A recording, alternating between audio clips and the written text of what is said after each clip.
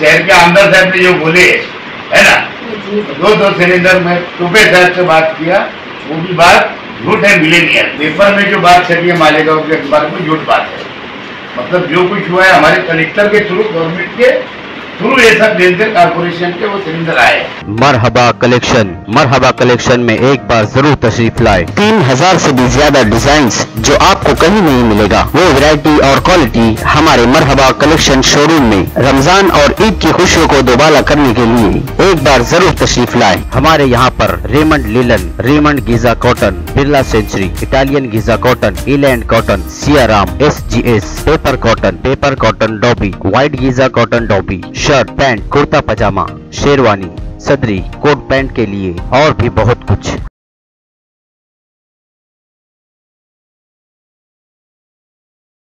देखिए सच सच्चाई के साथ। दूसरी लाट जो अभी पैर पसारी है, ये बीमारी से लड़ने के लिए जिस तरीके से हमने 1 बरस पहले इस बीमारी पर हमने काबू पाया था और हमारे शहर में बिल्कुल कोरोना बिल्कुल ज़ीरो पर चला गया था, लेकिन ये हमारी बदकिस्मती है कि दूसरी लाट फिर से कोरोना की हमारे शहर में भी उसका बहुत यानी घटनाएं देखने को मिल रही है। मैं आप लोगों को बताना चाहती हूँ कि हमारे मालेगांव शहर में 35 हॉस्पिटल शुरू है, जिसमें से 113 मरीज़ हैं ना, मालेगांव के 113 मरीज़ हैं। और मालेगांव कारपोरेशन में ही 113 हैं, 163 मालेगांव शहर के बाहर के हैं।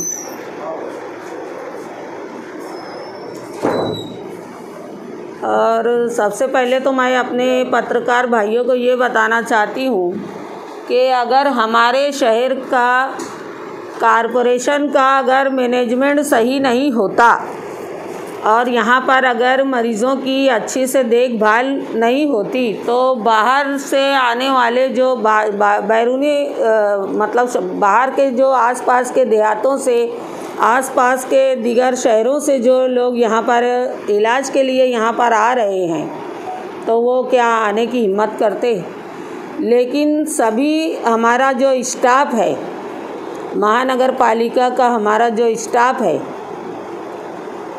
उसमें हमारी उपायुक्त है, सहायक आयुक्त है, हमारे मेडिकल ऑफिसर है सपना ठाकरे, और हमारा जितना भी डॉक्टर्स का स्टाफ है, ये रात और दिन यानी 24 घंटे हमारी महानगर पालिका का एक कर्मचारी भी बिना छुट्टी के रोज़ाना अपने काम को बखूबी अंजाम दे रहा है।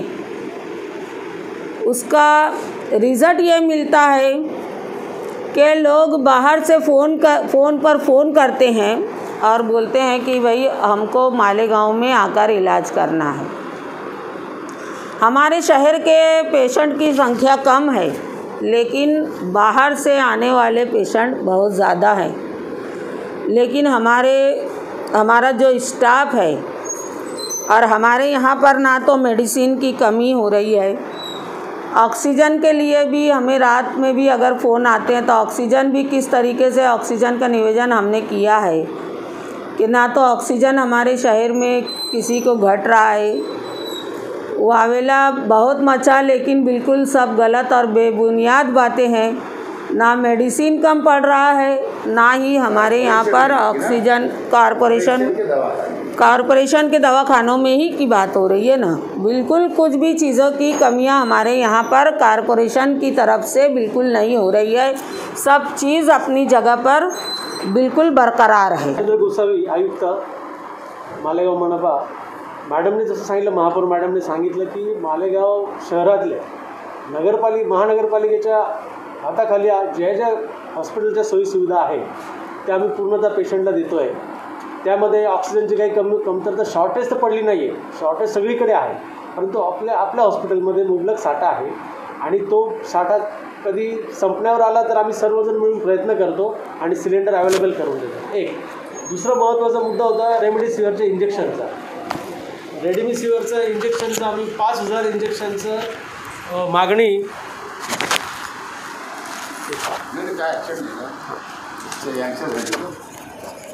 5,000 इंजेक्शनचा साठा आपण मायलन कंपनीकडनं मागवलेला आहे. त्यापैकी आपल्याला 300 इंजेक्शन मिळालेले आहेत आणि पुढचे 500 इंजेक्शनचं स्टॉक आपण त्यांच्याकडे मागणी केली आहे आणि त्याचे पैसेसुद्धा मनपाने त्यांना ॲडव्हान्समध्ये दिलेले आहे. आणि आपल्याकडे मेडिसिन वगैरे मुबलक प्रमाणात आहे. आणि स्वतः मी पहिल्या दिवशी चार्ज घेतल्यानंतर सारा हॉस्पिटलला व्हिजिट केली. आमच्या ठाकरे मॅडम, कापडनीस वगैरे आम्ही सर्व बरोबर गेलो, तिथे व्हिजिट केली आणि मी स्वतः जे तिथे मेडिकलचं डिपार्टमेंट आहे त्यांना विचारलं मेडिकलला पुढच्या महिन्याभरासाठी आपल्याला कुठला स्टॉक लागेल, काय लागेल, ती सर्व आम्ही माहिती घेतलेली आहे. आणि माझ्याकडे जिल्हाधिकारी कार्यालयातलं सुद्धा ॲडिशनल चार्ज आहे. त्यापैकी 3.25 कोटी रुपये जिल्हा नियोजनाकडनं आपल्याला मिळाले होते फक्त कोविडसाठी. आणि मागचे 2 कोटी असे 5 कोटी रुपये आपण मालेगाव मनपाला दिले.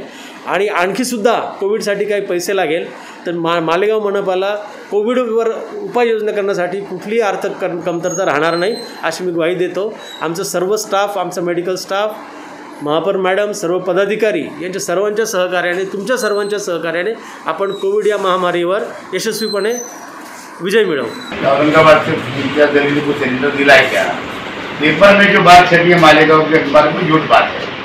मतलब जो कुछ हुआ है हमारे कलेक्टर के थ्रू, गवर्नमेंट के थ्रू ये सब डेंटल कॉर्पोरेशन के वो सिलेंडर आए.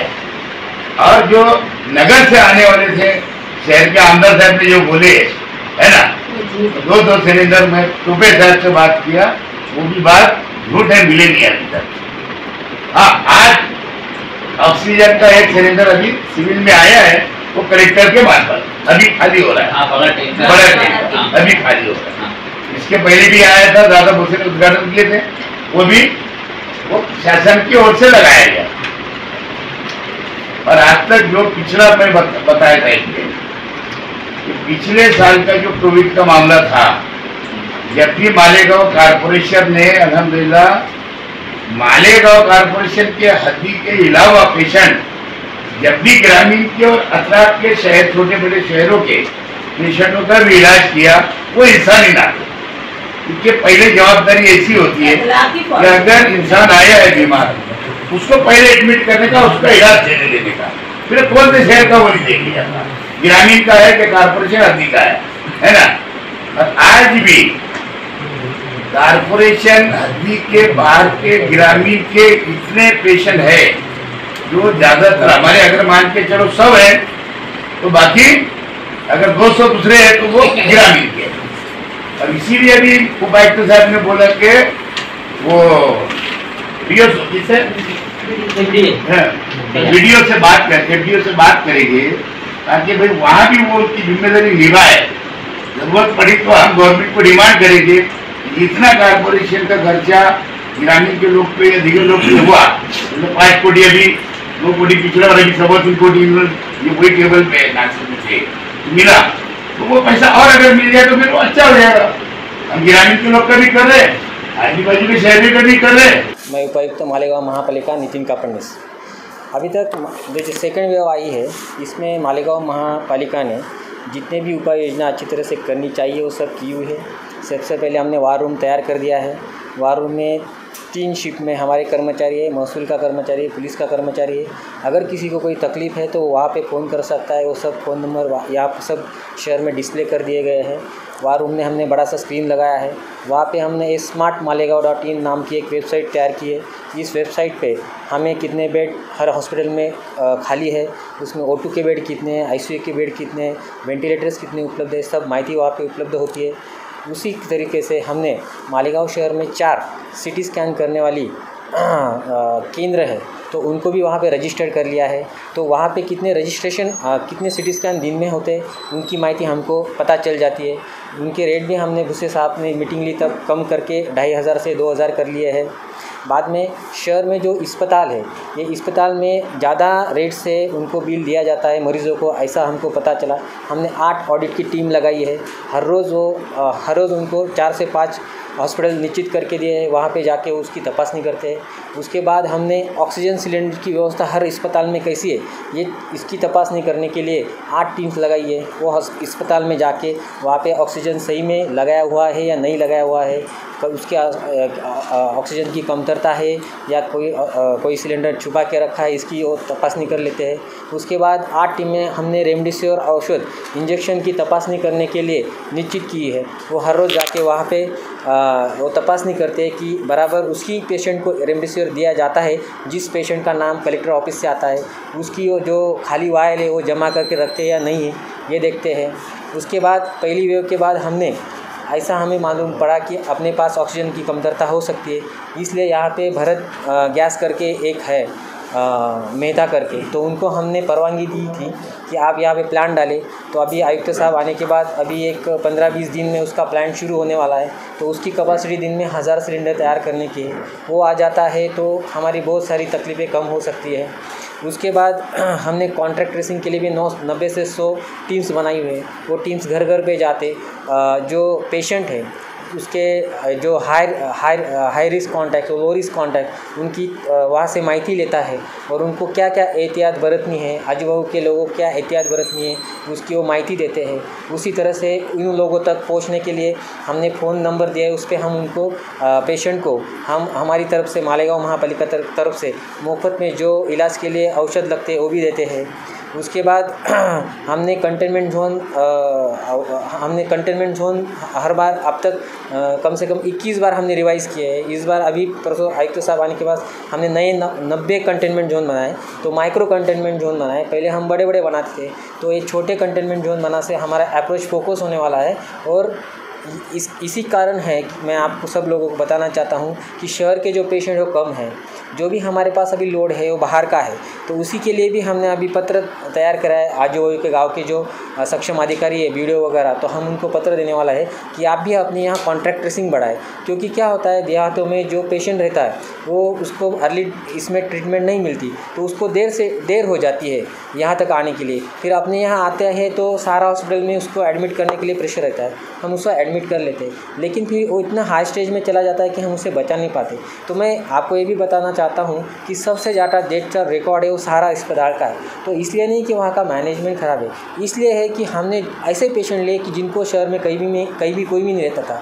आयुक्त साहब जब पहले दिन आया तो उन्होंने ये परिस्थिति खुद के आंखों से देखी। एक पेशेंट वहाँ पे आया हुआ था और वो सारे शहर में सभी अस्पताल में जाके वहाँ पे आया हुआ था, बराबर है ना सर, और उसको कोई नहीं ले रहा था, लेकिन हमने बड़े मतलब उसको इज्जत से हमने ऊपर लेके जाके मैडम खुद उसे लेके गई, वहाँ पे उससे ट्रीटमेंट चालू की, वो लोग खुश हो गए। तो इस तरह से हमारा काम चल रहा है। उसी प्रकार हमने 500 सिलेंडर खुद के खरीद लिए हैं, तो इसलिए जो ट्रांसपोर्टेशन का रहता है वो बिना दिक्कत चला रहता है। मतलब हम देखिए, ऑक्सीजन ऐसी चीज़ है कि उसमें थोड़ा भी खंड पड़ जाए तो अपने 150 पेशेंट मर सकते हैं, ऐसी परिस्थिति है। इसलिए पर्याप्त मात्रा में हमने ऑक्सीजन सिलेंडर खरीद लिए हैं, तो इसी कारण कभी हम गैप नहीं पड़ने देते। वहाँ से जो लाते यहाँ से खाली फिर भर के वहाँ से लाना, इस प्रकार से। उसके बाद जो आवश्यक क्षमता है वो हमने प्रिपेयर करके रखी है। आज हमारे पास कहाँ से आ रहा है? सिलेंडर जो है वो पिनाकल एजेंसी है, फिर श्री गणेश सिन्नर है, फिर रविंद्रन नासिक है और गजानन गैसेस है। और उसके बाद हमने औरंगाबाद में जब बीच में थोड़ा सा प्रॉब्लम आया था तो FDA के कमिश्नर काले साहब, उन्होंने हमें वहाँ पे टाइप कर दिया था। वहाँ से अपने को 300 से 400 सिलेंडर मिलते, उसमें से प्राइवेट सेक्टर 300 लेता है और 50-60 कुछ सिलेंडर होते वो अपने लिए लगते, क्योंकि अपने को प्राइवेट डॉक्टर का भी ख्याल रखना है, तो उनको भी थोड़ा बार सिलेंडर मिले, इसलिए वो व्यवस्था हमने करके दी है। उसके बाद जो क्षमता का मैंने बताया, तो फिलहाल अपने यहाँ दिलावर हॉल में पूरा वायरिंग, पूरा पाइपलाइन ऐसे कि एकदम मस्त पैकी किया हुआ है। सिर्फ अपने को सिलेंडर मिल जाए एडिशनल तो हम वो भी चला सकेंगे। और उसके बाद अगर वो भी कम पड़ता है तो हमने मंसूरा कॉलेज है, उसमें पहले से ही 6-7 महीने पहले ही सब पाइपलाइन करके रखी है, तो हम उसे कभी भी शुरू कर सकते हैं। तो इस प्रकार से ओवरऑल हमने एक अच्छी तरह से व्यवस्था करके रखी है। आयुक्त साहब जब वहाँ पे डिस्ट्रिक्ट एडमिनिस्ट्रेटिव ऑफिसर थे तो उन्होंने अपने को 2 कोटी रुपया मंजूर करके दिया था DPDC में से, तो उसमें से हमने 2 कोटी की औषध खरीद कर लिए। 1.5 महीने के वो स्टॉक अपने पास है, तो औषधों को भी कोई ऐसा दिक्कत मालेगांव महापालिका के अस्पताल को नहीं है। और अभी तक पिछले साल हमने 12 से 13 कोटी खर्चा किया है मालेगांव महापालिका ने, उसमें से खुद ने 8 कोटी का खर्चा किया है। कलेक्टर ऑफिस से हमको 4 से 5 कोटी मिले हैं, उसमें से अभी 3 कोटी हमें प्राप्त हुए हैं। तो इस प्रकार से जो भी मैनेजमेंट किया है शहर के हिसाब से बहुत अच्छा और लाजमी नियोजन हमने करके रखा है। जो कैपेसिटी बनानी चाहिए थी शहर के हिसाब से हमने बना के रखी है। जो लोड आ रहा है वो सिर्फ इसलिए है कि जो बाहर गांव से पेशेंट आते हैं उनको हम मानवता के रूप से हम अपने यहाँ पे उनको ट्रीटमेंट देते हैं।